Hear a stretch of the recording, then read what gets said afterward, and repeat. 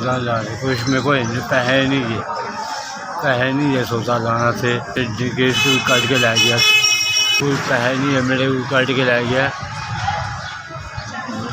मैं काम करता,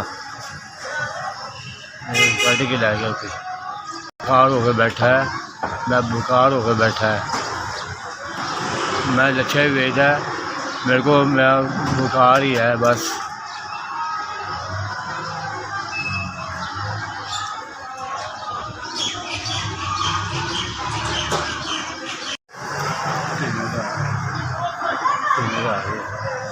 तीन हज़ार जिन्हें दिते और बड़ी मेहरबानी, आपकी शुक्रिया मेहरबानी।